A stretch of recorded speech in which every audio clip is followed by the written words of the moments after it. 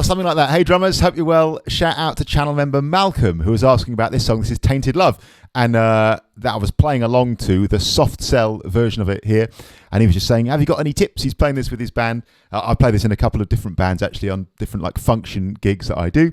So I'll just share my thoughts about playing this song for what it's worth. So I think it's a funny one, isn't it? Because I don't know, maybe I'm just because I'm a millennial or whatever you want to call it. I'm most familiar with the soft cell version, which obviously doesn't feature drums that sound like that. It actually features a drum machine. I think it's a Roland TR-808 drum machine.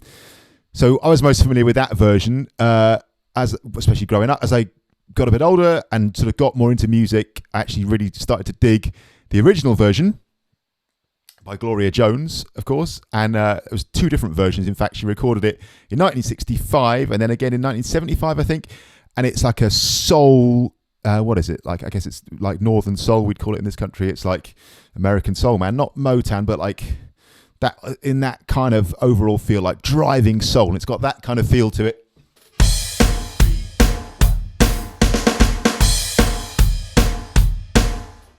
Lovely, beautiful, soulful driving thing. So it kind of depends which way you want to go with it, really. I think the big thing to do, in my mind anyway, is decide like what it is that you're doing. Are you going to go more that original driving acoustic kit, you know, soul feel? Are you going to honour the soft cell cover in what you play? There was also another famous version, Marilyn Manson, from the early 2000s, I think, and that had like a straight feel. It was like a single-handed 16th note feel.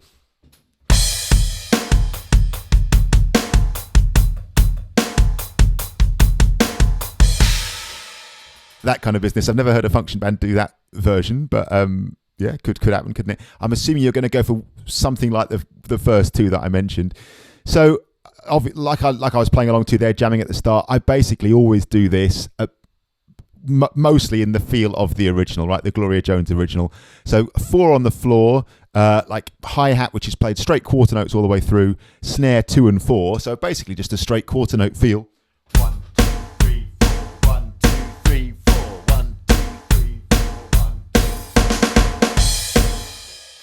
Classic sort of, again, what we'd call Northern Soul, classic driving soul feel, isn't it? And it gets a bit busier than that on the original part. I had to listen just now, in fact, to the chorus. The drummer starts getting a bit busier on the bass drum.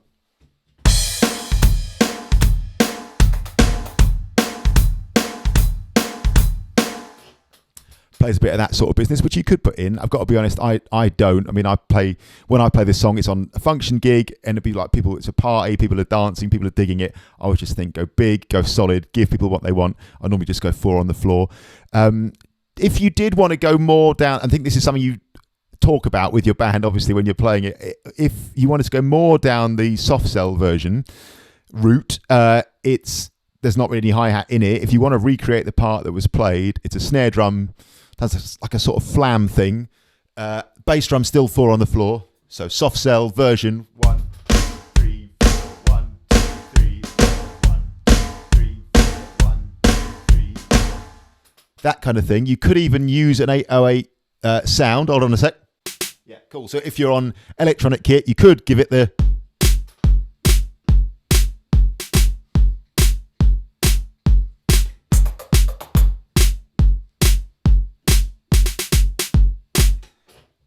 If you want, I've got to be honest, I probably wouldn't, just for the sheer, just to avoid all the conversations you get afterwards. People go, what was that? What are you doing there?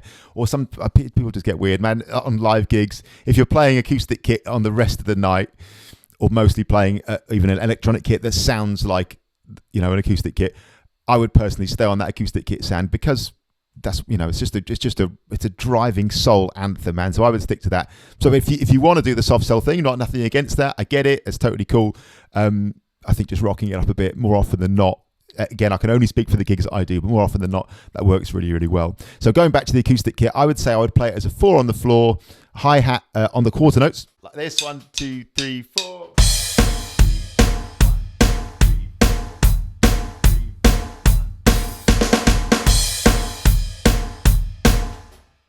When you get to the fills, they're swingy nature of the eighth notes in this song, 1 and 2 and 3 and 4, reveal themselves, or reveals itself, doesn't it? Because the fills have a triplety feel. On the original, very often the drummer plays that fill.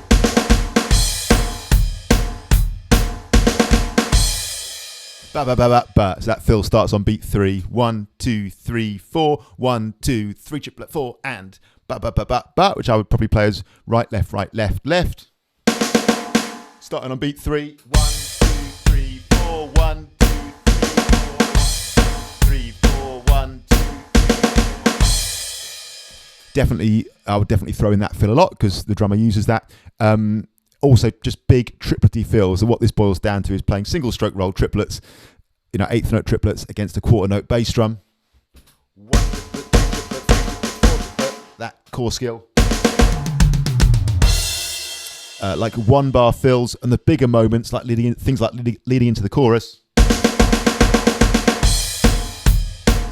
I would play it on the snare. I might go around the kit.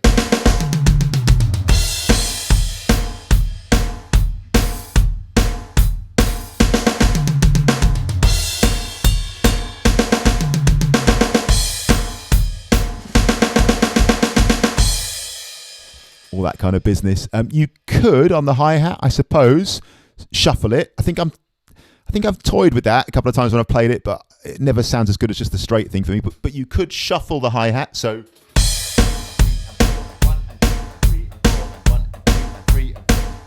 you're getting that. So on the hi-hat, 1 and 2 and 3 and 4.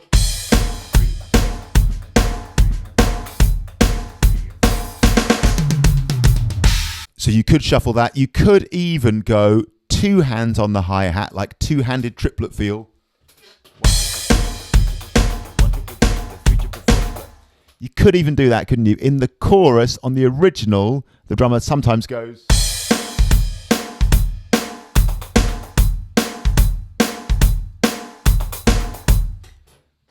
Some of the times, that's quite cool. Also on the original, at the very start, I think the drummer plays 1 2 3 4, something like that, which the soft cell version kind of homages right at the start, doesn't it, with the da da da da da da da da da da. So that triplet feel is never far away. So I would play this as a straight ahead, personally, straight ahead 4 on the floor, quarter note feel on the hi-hat. You might occasionally throw in the ticka-ticka-ticka if you wanted to, and then the fills, really importantly, are triplet feel. I think over on the channel members page just now, I'll notate the groove, although it's very basic. I'll notate that groove, and I'll also notate the little variation in the chorus, and do a practice along version. I'll do the same thing for a couple of drum fills. I'll do the fill that goes.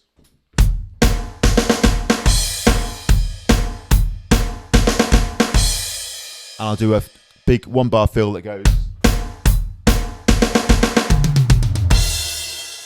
So that's what I would do. A big, solid groove. I would personally, I can only speak for what I would do, play it way more in the style and the feel of the Gloria Jones original than I would in the soft cell version. In the bum bum bit, in the verses, da da bi da da da bum bum. Yeah, floor tom and snare drum together. I think big solid wax there. People are still going to get it, even if people only know the soft cell version, which I think is true a lot of the time. If people only know that version, they'll still get it. And that, I would say, generally speaking, again, only on the sort of gigs that I tend to play this at, people will dig that it's rocked up a bit. That I think the kind of minimalist soft cell thing is awesome, but I think perhaps in the live setting, you just need to rock it up a bit. Again, that's only on the gigs that I do. So shout out to Malcolm. Nice one. I quite like these random ones. How would I approach this song? Hopefully that's useful. And if any function bands out there do the Marilyn Manson version, hit me up. I'd love to hear that sometime. Thanks a million. Shout out to Malcolm. See you soon.